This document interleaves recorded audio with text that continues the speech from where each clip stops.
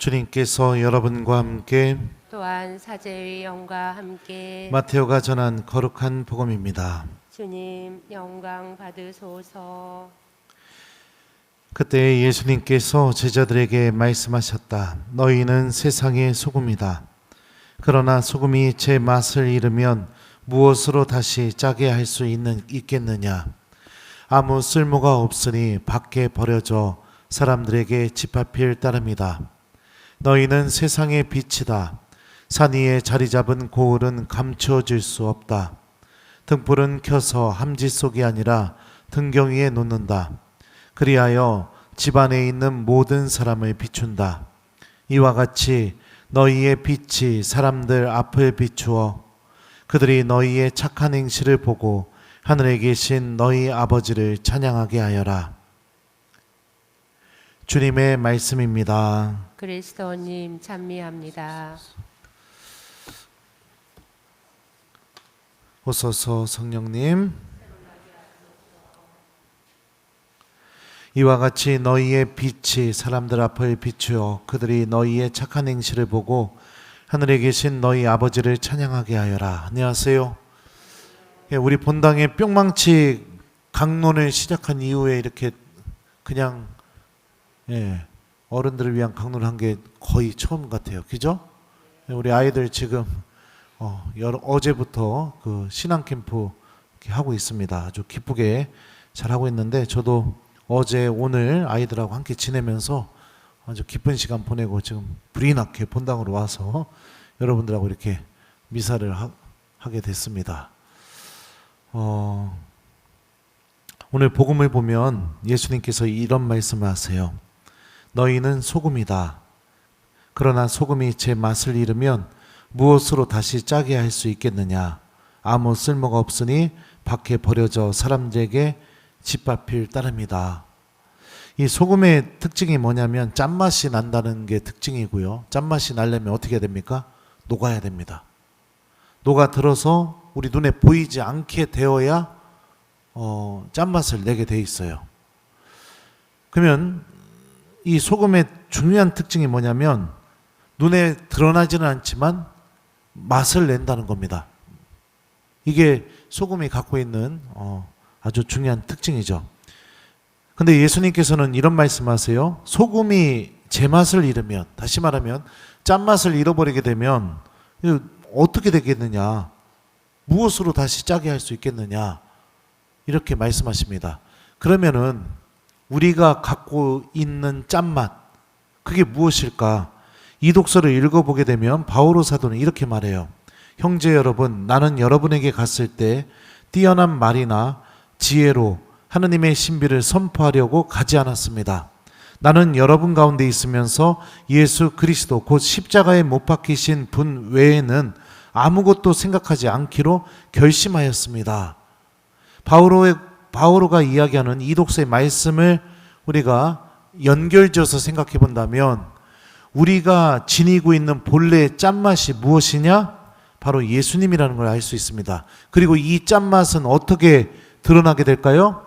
소금이 녹아들어서 눈에 보이지 않게 되는 것처럼 나의 의지, 나의 뜻, 내 욕심, 이 모든 게 다 녹아들어서 눈에 보여지지 않게 될 때 예수님이라는 맛이 우리들을 통해서 드러나게 된다는 겁니다. 그리고 참 신기한 건 뭐냐면 한 줌의 소금이 국에 들어가게 되면 국 전체의 간을 딱 맞추는 것처럼 우리가 삶을 어떻게 살아야 되느냐? 내가 있는 곳에 나의 뜻, 나의 욕심, 나의 의지, 내가 원하는 것들, 이런 것들이 녹아들어서 없어져 버려가지고 예수님의 맛이 드러나게 되면 내가 있는 그 공동체가 예수님의 빛을 드러내게 되는 그런 열매를 맺어야 된다는 거죠. 이게 우리가 예수님께로부터 부르심을 받은 그리스도인의 삶의 모습입니다.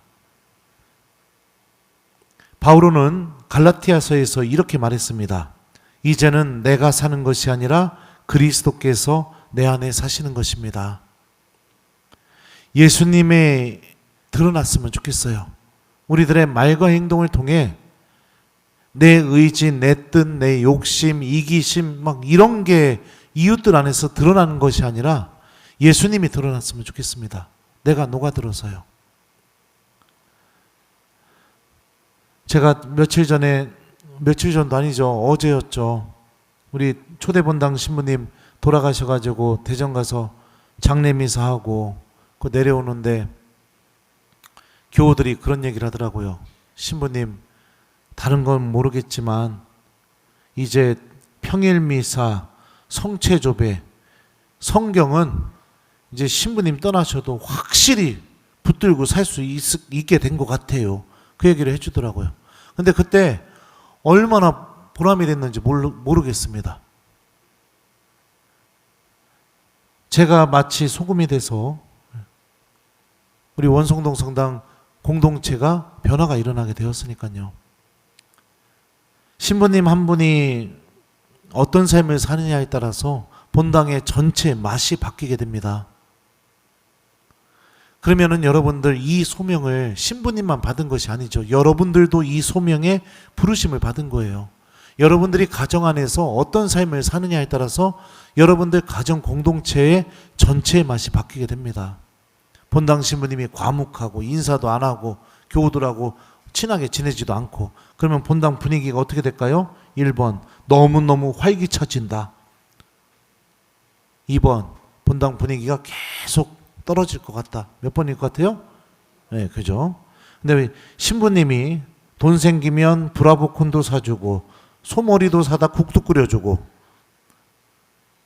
영화관 빌려서 영화도 보여주고 막 신자들한테 잘한다고 막 하고 복음 말씀 기억하게 만들고 막 평일 미사 나올 때 막 칭찬해주고 그러면 본당 분위기가 어떻게 될까요? 네? 1번 침체된다. 2번 분위기가 막 열정적으로 올라갈 것 같다. 몇 번이에요? 그런 신부님 본 적 있어요? 저는 아무것도 아닌 사람입니다. 근데 제 안에 계시는 예수님께서 저를 움직이고 계시는 거죠. 사랑하는 교우 여러분들, 우리 예수님의 소금들입니다. 여러분들의 일터에서, 여러분들의 가정에서, 여러분들이 만나는 이웃들 안에서 예수님의 맛을 드러내 보셨으면 좋겠습니다. 이게 오늘 독서와 복음이 우리에게 알려주는 첫 번째 메시지입니다. 첫 번째 메시지. 나로 인해 내가 예수님을 잃어버리지 않음으로 인해서 내가 속해 있는 공동체가 짠맛을 내고 복음의 맛을 내는 공동체로 변화되게 된다. 이게 우리가 주님께 부르심을 받은 우리의 소명이다. 첫 번째로 알려주죠. 두 번째로요. 예수님께서 또 이렇게 말씀하셔요. 너희는 세상의 빛이다. 이와 같이 너희의 빛이 사람들 앞을 비추어 그들이 너희의 착한 행실을 보고 하늘에 계신 너희 아버지를 찬양하게 하여라. 빛의 특징이 뭘까요? 분명하게 드러나게 되는 게 빛의 특징입니다. 소금은 눈에 보이지 않아야 맛을 드러내게 되는데 빛은 반대의 특징을 갖고 있어요. 명확하게 딱 하고 드러나게 됩니다. 이게 빛이 갖고 있는 특징이죠. 그러면 이 빛이 어떻게 드러나게 되느냐? 너희의 착한 행실을 보고 라는 표현이 나오죠. 그러니까 우리들의 착한 행실을 통해서 하나님의 빛이 드러나게 된다고 주님께서 말씀하시죠. 그러면 도대체 어떤 것이 착한 행실인가? 오늘 일독서를 한번 들어보겠습니다. 내 가운데에서 멍에와 삿대질과 나쁜 말을 치워버린다면 굶주린 이에게 내 양식을 내어주고 고생하는 이의 넋을 흡족하게 해준다면 내 빛이 어둠 속에서 솟아오르고 암흑이 너에게 대낮처럼 되리라. 일독서의 말씀과 연결지어 본다면 우리가 실천해야 될 착한 행실이 무엇이냐? 멍에와 삿대질과 나쁜 말을 치워버리는 것. 다시 말하면 내 입이 이웃을 비난하고 심판하고 지적하고 판단하고 상처 주는 그런 도구가 되지 않는 것. 두 번째가 뭐예요? 굶주린 이에게 내 양식을 내어주고 고생하는 이의 넋을 흡족하게 해준다면 이웃들의 어려움 앞에서 외면하지 않고 예수님께서 마치 말씀하셨던 것처럼 내가 너희를 사랑한 것처럼 너희도 서로 사랑하여라. 이 사랑을 그 어려움 속에 있는 이웃들에게 실천하는 것. 험담이 멈추고 나의 행동을 통해 나눔이 실천되는 것. 이웃에 대한 심판이 멈추고 나의 행동을 통해 사랑이 열매를 맺는 것. 이게 오늘 말씀이 알려주는 착한 행실이고 우리는 이것을 통해서 이웃들에게 예수님의 빛을 드러내게 된다. 오늘 말씀이 우리에게 주는 두 번째 메시지인 겁니다. 그리고 이 삶은 매우 중요합니다. 왜냐하면 주님께서 최후의 심판 때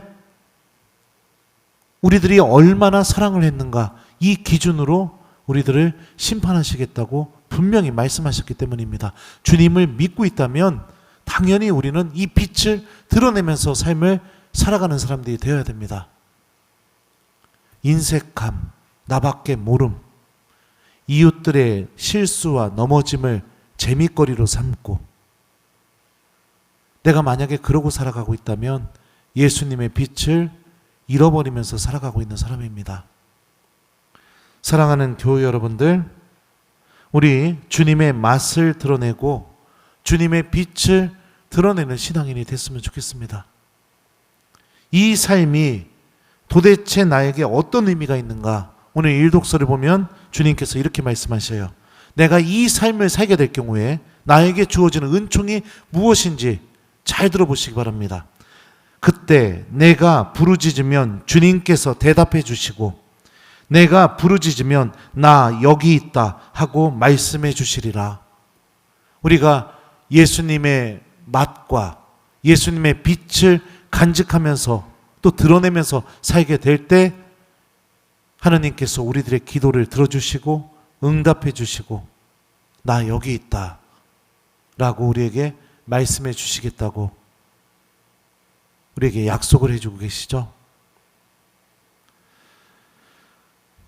우리는 빛과 소금의 부르심을 받았다는 것을 기억하면서 우리들 내면 안에 주님께서 넣어주신 복음의 맛과 하나님 나라의 빛을 잘 간직하고 잃어버리지 않으면서 하나님께서 마련하신 이 은총으로 걸어나가는 하나님 자녀로서 이번 한 주 살아가 봤으면 좋겠어요.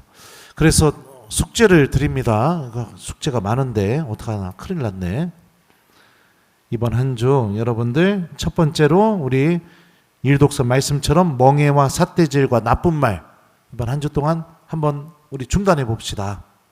그리고 두 번째 숙제는 어려운 이웃을 봤을 때 나눔을 실천해 봅시다.